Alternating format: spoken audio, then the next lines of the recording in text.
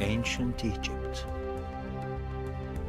Remnants of the world's longest living society still stand tall. In the shifting desert sands and rising Nile tides. But for 1600 years, an important piece of landscape went missing, buried like a treasure in the sea, awaiting discovery. Cleopatra's Palace.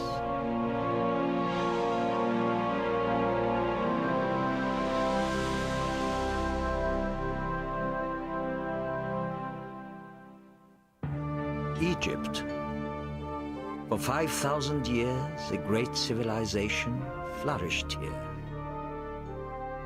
and left a dazzling legacy filled with images of wealth and worship, power and pride.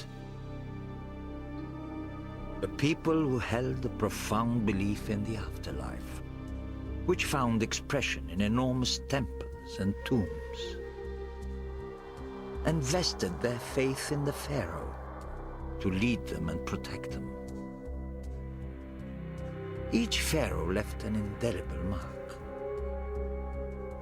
Ramses II, the great empire builder, and Tutankhamun, the boy king. But the most famous pharaoh all but vanished.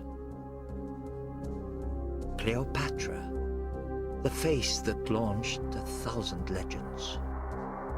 Her story begins in Alexandria, a city at the mouth of the Nile River on the Mediterranean coast. It was founded in 332 BC by Alexander the Great, who conquered Egypt for his ever-expanding empire. After Alexander's death, the city fell into the hands of his general, Ptolemy I, who established Greek control over Egypt. Within 100 years, Alexandria was the most famous city in the world, a glorious cultural and learning center which attracted the finest scholars and artists of the time. It grew rich as a trading port between Europe and Asia. Ships from India and Rome sought out its fabled lighthouse, one of the 7 wonders of the ancient world. The Greek occupation of Alexandria and the rest of Egypt lasted for some 300 years, until Cleopatra's time. Queen Cleopatra VII, an Egyptian pharaoh and a full-blooded Greek. She remains one of history's great enigmas. Popular among the Egyptians, Cleopatra was the first Greek ruler to learn their language. She kept the powerful Roman Empire at bay by forging intimate alliances with its leaders.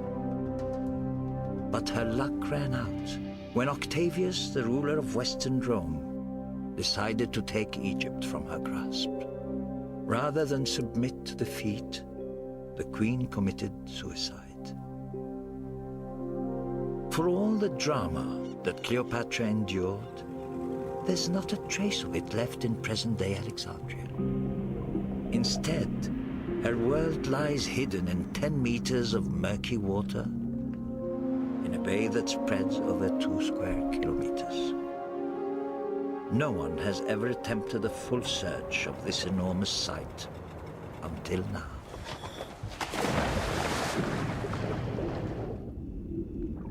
Since very long time, I had a dream to come to this place because of the mystery of this site. For Frank Goddio, 10 years of planning culminate in this year's expedition. A former financial advisor, he abandoned his successful career to pursue Cleopatra full-time. And this is where he hopes to find her. While exploring the sunken island of Anti-Rhodos, home of Cleopatra's legendary palace, his team of divers tumble across a piece of wood sticking out of the sediment. For 3 weeks, divers clear the site. Curiosity turns into excitement.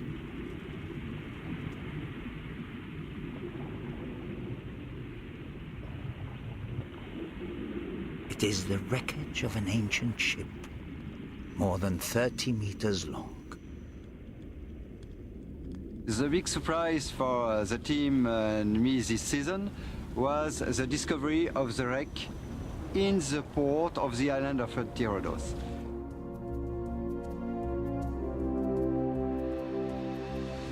And it's a superb wreck, and it's magnificent state of preservation. Radiocarbon dating places the vessel within Cleopatra's lifetime.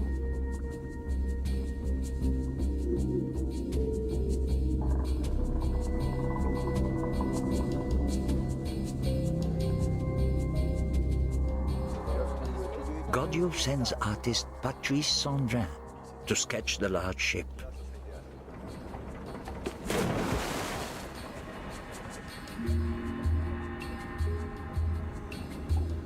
Special waterproof paper allows him to draw an overview.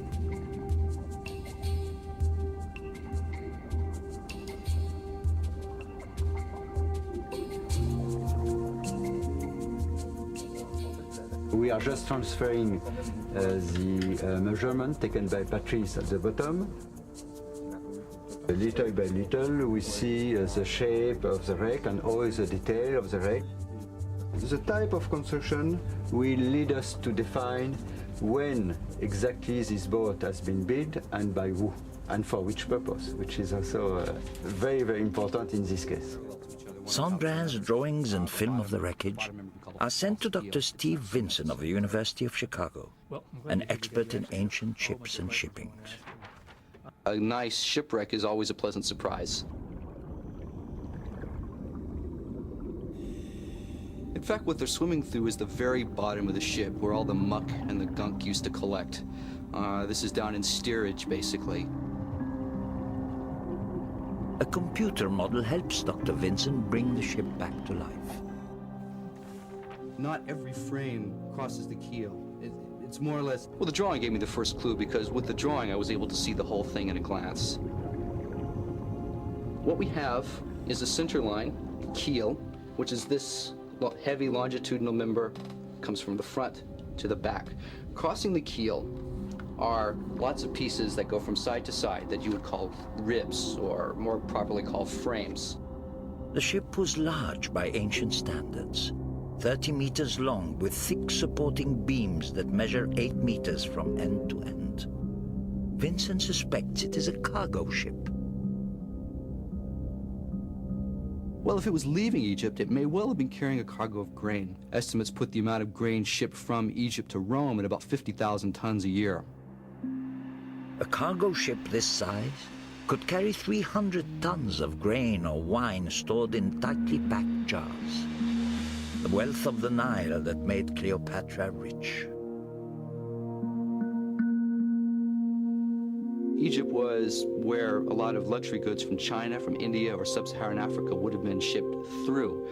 Silks from China, spices from Arabia, incenses, perfumes from Africa, exotic animals, lions for devouring Christians, would have come through Egypt.